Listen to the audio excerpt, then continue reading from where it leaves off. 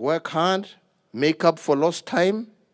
We are very proud of those who did their exams earlier this year, your predecessors who were in class 8, who, despite the fact of having been at home, did fairly well in all their exams. And that is something we are very happy for. And for that, we want to also thank our teachers, because if it was also not for the effort of our teachers, despite the difficulties, they would not have done as well as they did. Walimu, hongera, pongezi, Mungu aendelee kuwabariki na kuwalinda kwa kazi njema ambayo mnatutendea, na tutaendelea kusaidiana pamoja nanyi kuhakikisha watoto wamesoma na kuhakikisha pia tumelinda pia hata mahitaji yenu. We will continue in that manner. We want to continue investing in education. That is why I'm here at your school today. We were having a teleconference with the Prime Minister of the United Kingdom, together with one of your classes and a class and a school in the United Kingdom that I believe is your sister school.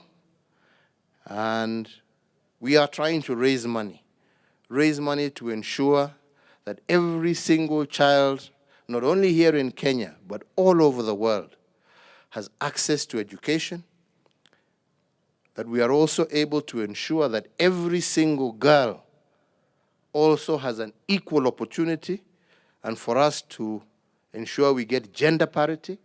And I'm very happy that here in Kenya we are moving towards gender parity, except for some very small pockets of our country. In most other parts, we are starting to see more girls than boys in school. We are starting to see more girls being the top of their classes. And I think even you saw in the last results that have come out, a good number of girls are really at the top. So boys, you have to pull up your socks. Otherwise, if you're not careful, yeah, that's right, yes, pull up your socks, yeah, so that you can keep up with the girls. Otherwise, you will be left behind, because we want all our children to be in school. And the second thing we want to also ensure is that we continue developing our digital infrastructure, so that in the event of crises like we have had now, learning doesn't stop. Learning should be continuous. And we want to continue making further investment to ensure that we deepen technology and we deepen digital learning, so that if we are ever faced with a crisis like this again, no child is left unable to continue with his or her education as a result of this, of any unfortunate situation that may occur in the future. It is wonderful to start seeing our children back in school after a very difficult year, where many of you have had to stay at home because of this pandemic that has affected us here in Kenya, but has also affected children like yourselves all across the world, and they have had to stay home in order to be able to protect themselves against this disease. And even as we move forward, I am going to ask you one big favor that I asked those who we were sharing class with today, and that is, we want to be able to continue without closing our schools again. We want all our kids to be back in school.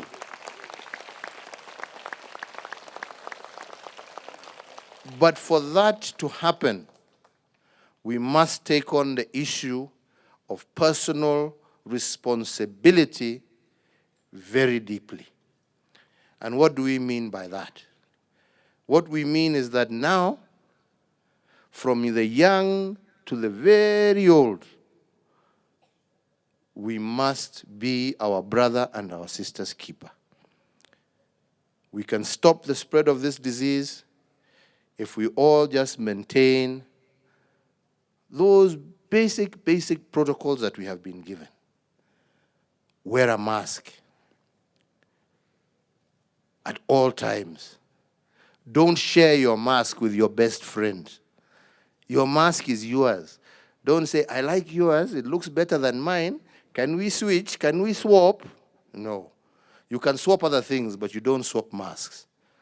So keep your mask and keep it clean and keep it on you. And covering your face and mouth properly. Number 2, you must play, because if children don't play, then you're not a child. You must play. But play in a safe manner and play in a manner that allows you also to keep your distances from each other. And then 3, the most vital, which is a lesson for many of you that you should carry for the rest of your life. Washing your hands regularly, all the time. And washing your hands regularly not only prevents corona, but also keeps you healthy and stops you from getting other diseases. You understand what I'm saying?